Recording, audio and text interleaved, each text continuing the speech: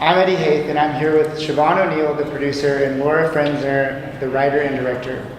Their short film explores family, memory, and the emotional impact of Alzheimer's, all through the lens of a mysterious heirloom.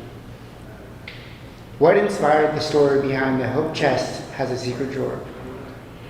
Well, I was inspired with the story after watching my mother go through Alzheimer's and caring for her and understanding what that's like, because you don't really know what that's like until you watch a person go through it and you help somebody go through that. It was like the little details of Alzheimer's that really surprised me, the things that she forgot that I wasn't expecting, like how to move your feet and how to eat properly, like what is eating. But she would fall into these deep memories of like things way in her past that she would remember. And so my inspiration was, what if a person remembered something that was really horrible, that they were supposed to never tell anybody. Deep, dark secret. Deep, dark secret, and they forgot that it was supposed to be a secret. And then it comes out, and then once they say it, then it's gone, and that is no longer accessible as a memory anymore. So that was the inspiration. Amazing. How did working with an all-woman team influence the energy on set? Ooh, that's such a good question. I will tell you one little story.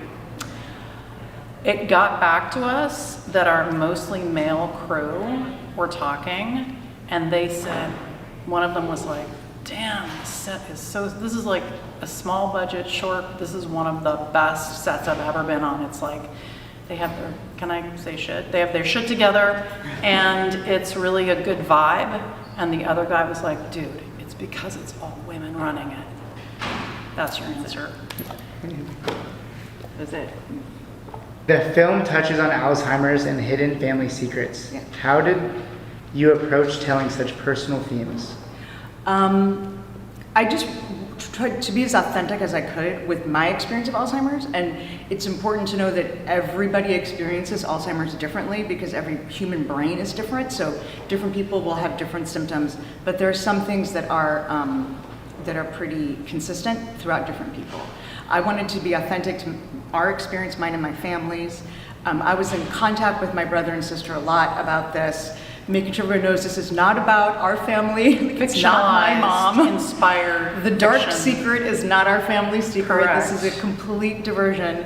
But also, I used very specific things. Like, there's a moment in the film where Rosemary, Anna's the actor.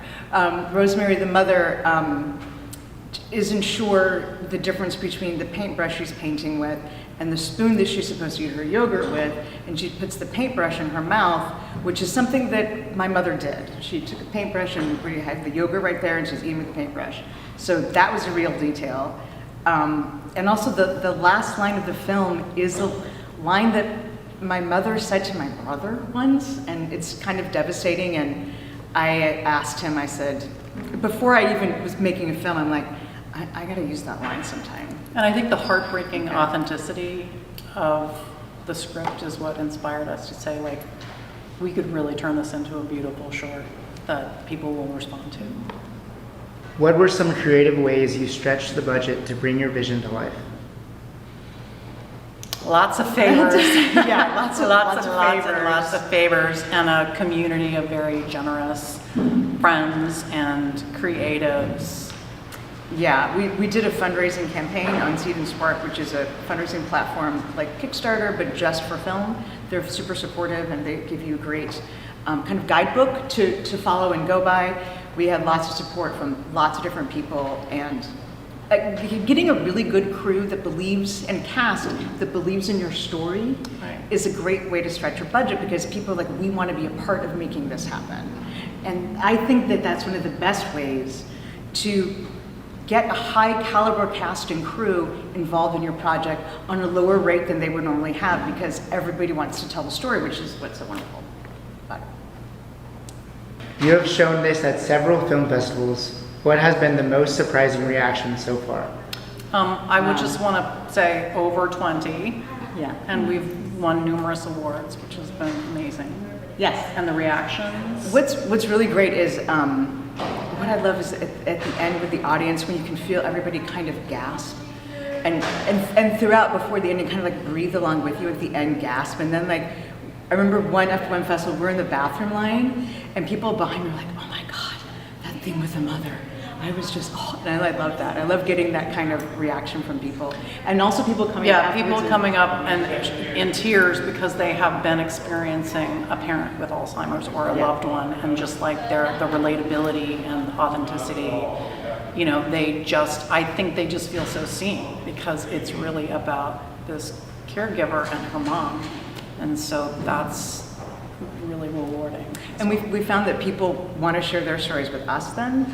So this film kind of like opens up that conversation. People really want to talk to us afterwards about their experiences, which I think reinforces for us the importance of telling these stories, to giving a space to talk about the minutia and the tedium and all of these little things that people want to like, yes, that's what it you know, is. aging, disease, caregiving. Sandwich caregiving. I was going to say the sandwich generation, right? Like people who have kids, but they also have aging parents. Like, we're happy to just bring another story into that conversation, because it's not a super popular topic, you know?